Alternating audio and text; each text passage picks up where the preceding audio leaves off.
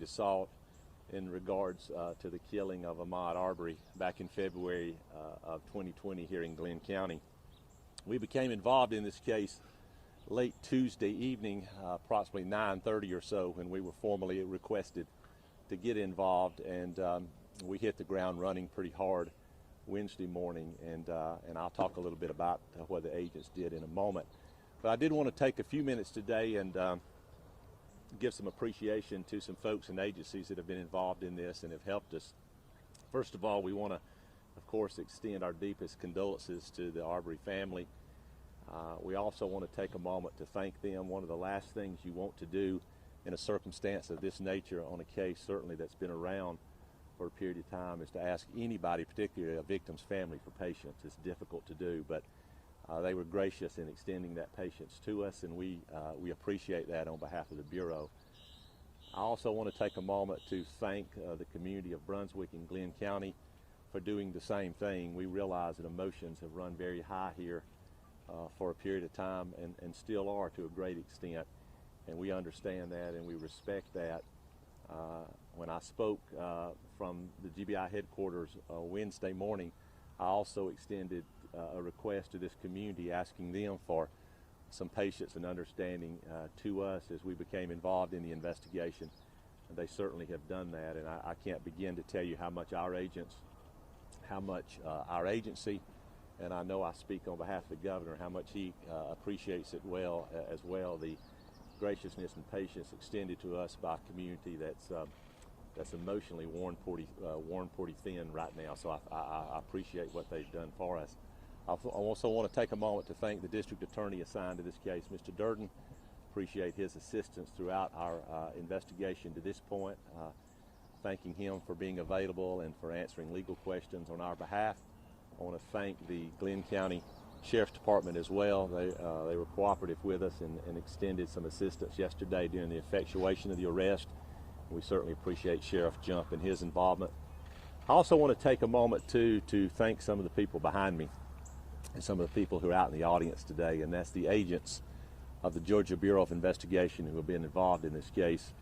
Again, giving you just a brief timeline, we were officially requested to become involved late Tuesday evening when Mr. Durden and I had a conversation, probably about 9:30 or so that evening. He graciously requested us to come in, and we immediately accepted that request. I advised him that we would hit the ground running very hard Wednesday morning. So about 10 o'clock Tuesday night, I relayed that request down the chain of command to the Deputy Director of Investigations, Scott Dutton, who is standing up here with me to my left. And then Deputy Director Dutton began putting together a team to begin the investigation from our perspective early Wednesday morning.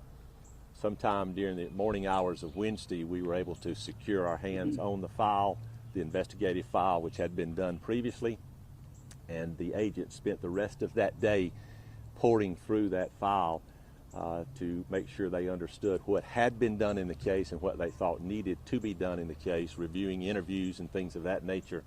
And they spent the remainder of Wednesday until very, very late Wednesday night doing just that. They took a short break of a few hours to get some sleep, and then began early Thursday morning, yesterday morning, running a plan of operation and what they thought needed to be done regarding the remainder of the investigation. They hit that pavement hard yesterday, doing neighborhood canvasses, talking to other individuals who had already been spoken to, some individuals who had not.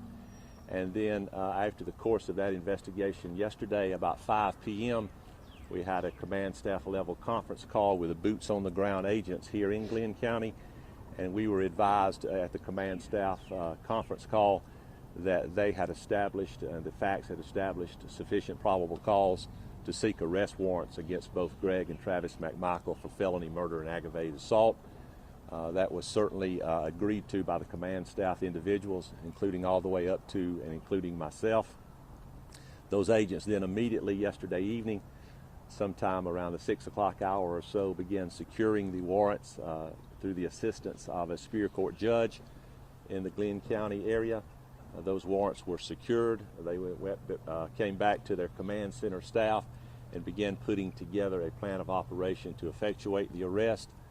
At about 7:45, that was in fact done yesterday evening without any incident. No one was hurt, neither the defendants nor any of the agents. And so that was done properly and safely, and we're very thankful of that. Those individuals were then turned over to the Glenn County Sheriff's Department and have been placed in custody at that particular jail. So that's where we're at today. Before I take any questions, I certainly understand there is some concern, there's some question by the community, by folks around the state, probably folks around the nation. Is there anyone else going to be charged in this case?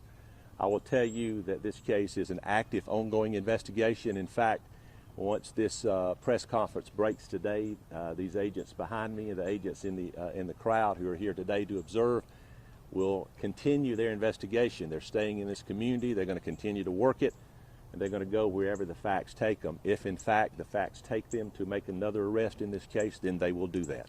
If the facts do not, then they won't. But I will tell you categorically that it's still an open, active investigation. We're continuing to look at all the evidence. They're continuing to do things that haven't been done yet, and we'll plan on doing that the rest of the time it takes before they make some decision or conclusion whether or not probable cause exists to arrest anyone else. I thank you for allowing me to make those comments. I'll take any questions. I'll say your hand first. How far had the local investigation gotten when you guys got your hands on it? It had gotten to a good point. My understanding in speaking to my folks is that it was a good investigation. It was a thorough investigation. That doesn't mean there were some things that we believe need to be done that hadn't been done. And I don't mean that in a disrespectful sense to the people who worked it, but you could get 10 agencies to work a case, and they may work it 10 different ways and still arrive at the same place.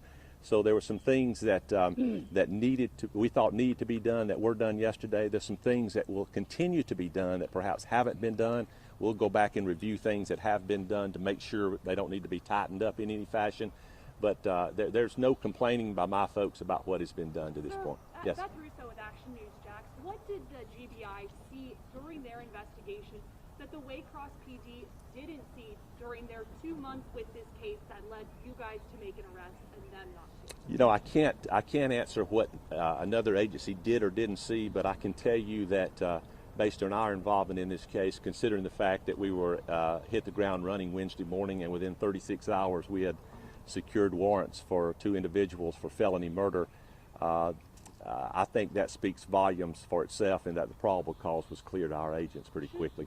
Should the DA lose their job over this? You know, I'm not going to comment on that. All I can do is tell you when we became involved in this case, we did what we thought we were supposed to do. I'm very confident in our investigation. I'm confident in our continuing it. I'm not comfortable speaking about anyone else's position. That video. Waycross DA blamed all this up on a local rabble-rouser, and he also suggested that the citizen's arrest and the other laws will follow here. Can you just explain why you guys came to such a wildly different conclusion than someone who advocated so long, and what seems so obvious in this case to you guys? You know, again, I can't speak on what anyone else sees or doesn't see about a case, but I will tell you that we base our decisions on 2 things. One are facts, and the other is the law. Whatever the facts are, we apply the law to it. If the law says what the facts are is a felony murder, then we take the warrants for it. I'm very comfortable in telling you that there's more than sufficient probable cause in this case for felony murder. How important is the video, sir? I'm sorry? How important is the video? Well, it's like any other piece. Sure, it's certainly a very important piece of evidence. You know, anytime you can see what happens at a scene, then it plays an important role in decision making. Is it the only piece of evidence? Is it the only thing in this case? No. But is it important? Absolutely. But it seems that so much has transpired since that video has been released. I'm sorry, say that one more time. It seems that so much has transpired since that video has been released. 10 weeks, nothing seems to happen. The video comes out, and within days there's 2 arrests. Yeah, well, I can only tell you what happened since Tuesday at 9:30 when we got involved. You know, the video was already out. We saw it. We reviewed the rest of the file, and we made the arrest. And the video that's out, is that the media one, the version that is out in the media, is that the same video that you have and have been studying? To my knowledge, it's the same video, yes, sir. And Mr. William, what will happen to him? Mr. Who? Ryan Williams. Don't know yet. You know, we're going to go wherever the evidence takes us. Let's say hypothetically, if we believe tomorrow or in a week or 3 weeks there's probable cause for an arrest, then we'll do it. If we don't believe there is, then we won't. I don't mean to be that simplistic or that flippant, but that's the way it is with us. We don't, we base our decisions strictly on facts and evidence, and that's exactly what we'll do in this case. Without this video, would these two men be free? Are you investigating the person who shot that video? We're investigating everybody involved in the case, including the individual who shot the video. Yes, ma'am. Without this video, would these two men be free right now? I don't know. I can't comment on that. I can only tell you that when we got involved in the case, we look at what's available to us. If the video wasn't available to us, then we'd look at everything else.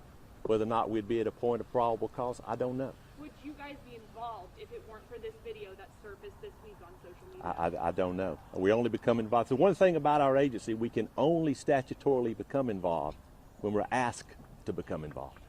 And we don't work off of a timeline. In a perfect world, would we prefer to have been asked to become involved in February? Of course.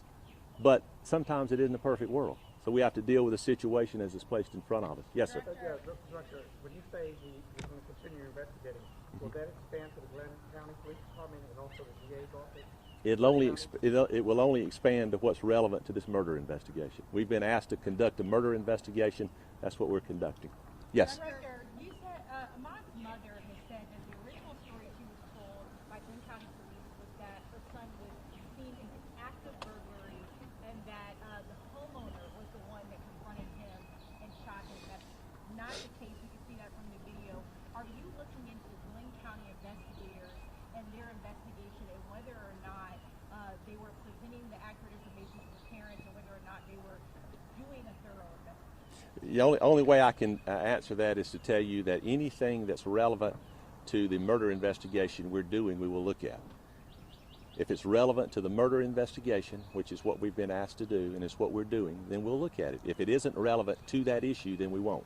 Director, are you concerned that you became involved? Are you concerned that you became involved in the case so late and that it took more than 10 weeks for an arrest to be made? Are you frustrated by the delay, the 10-week delay in when this happened and when an arrest was made?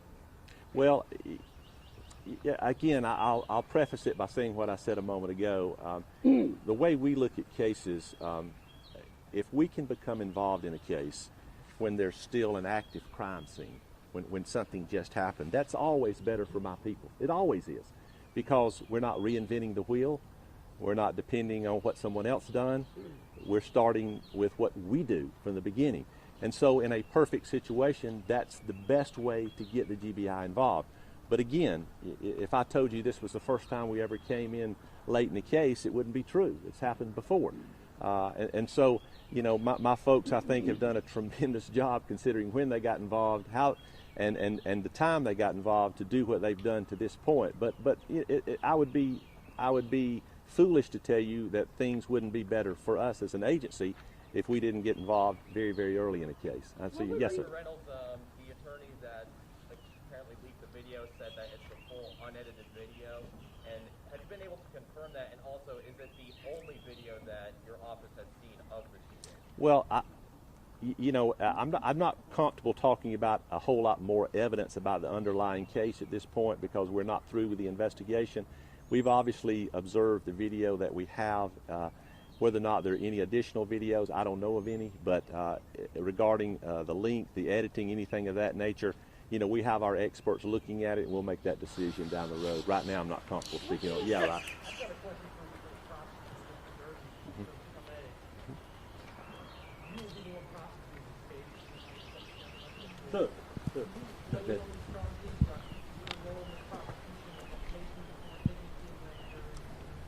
Right, while I was coming over, I missed part of that question. You will be the one prosecuting this. Yes. Waiting on the charges, where the case goes from here in your office. Well, of course, the charges that have been secured and against the defendants at this point, that was, of course, arrived at through me and so forth, myself, and the GBI. My investigator has been working on the case also. So, but yes, to answer your question, yes, I will be the one prosecuting the case. And let me, if I might, follow up on a question that was asked earlier. And Vic had just finished, I guess, responding to. That is, you know, in a perfect world, you know, the earlier your involvement, of course, the better, okay? As y'all probably know from my prior press release, I was only asked to come into the case on April 14th, I believe it was. So I didn't get the case until then either.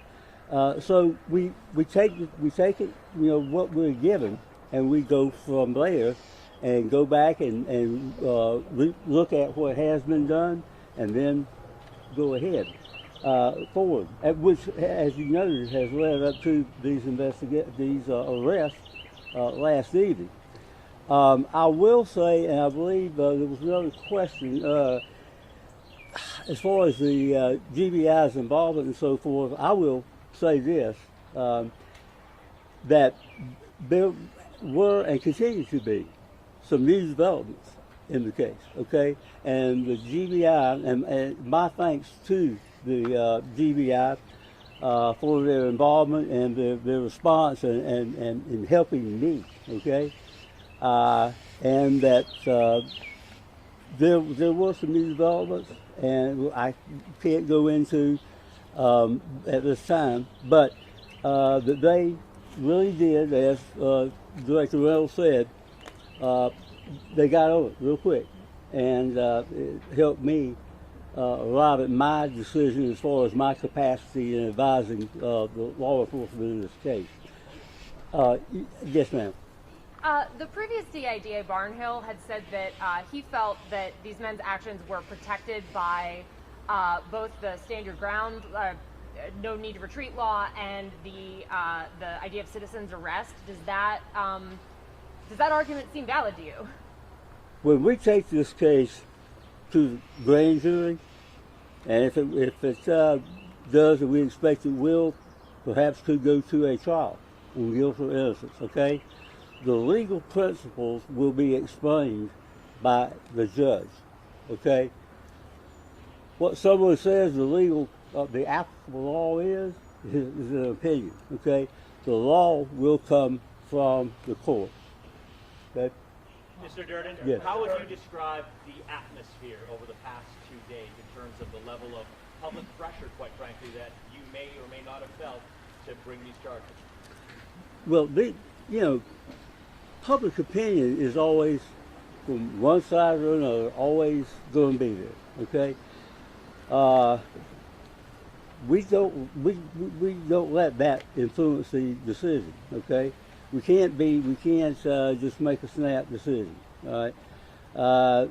So I understand the public opinion out there. I understand the sympathy, and I will echo something that the director said in extending. I have done this, and my victim staff at my office has done this in our condolences to Mr. Arbery's mother and family. So we have made the decision based on what we feel like is the applicable law and the our interpretation of the evidence that has been uncovered here. So if that answers your question, Lewis, I believe you had one. And I apologize. This sun's kind of. It's okay. Are you concerned about the amount of publicity you may have received, and will the change of venue possibly take place when it gets to the court system? Lewis, that would be a prejudgment at this point, and that would depend on a lot of things, and the judge would be the final arbiter of that. Okay, and I can't really answer, not because I don't want to. I'm just saying we're not to that point yet. Director Reynolds. You had spoken on Tuesday that while you felt the evidence warranted sending this on for considered criminal charges with grand jury, that's not likely to happen until June because of COVID-19. The next day, GBI is called in at your request. Was that an effort to maybe get something moving quicker, maybe an arrest quicker? No. Those are two separate things. The June 12th, is a directive from the Georgia Supreme Court. The other things had to do with evidence and some matters that I requested that GBI run down, and that they have done. I want to take just a minute, and that's about as far as I can go as far as getting into the case. In fact, I told Vic I was going to be brief, and sometimes as we lawyers are, maybe we're not. But I want to thank one other group, and that's the Prosecuting Attorneys Council in Atlanta. They have given me a great deal of help as far as legal advice and so forth in the case, and I just want to recognize that organization also. And thank you for Director Reynolds. Okay. Director Reynolds. Yes. Director Reynolds.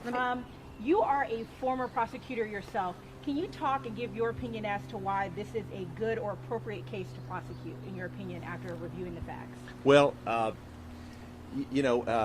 sometimes I have to make sure I'm taking off my former prosecutor's hat and putting on the investigator's hat. But the only thing I can tell you that from the GBI's perspective, and I kind of entertained both your question and the question of this gentleman a moment ago, I can tell you without any hesitation that regardless of the amount of social media, regardless of the amount of the mainstream media attention, regardless of the emotion, regardless of a supposed timeline, none of that matters to the GBI. It doesn't matter who the person is. It doesn't matter who the victim is. It doesn't matter who potential defendants are.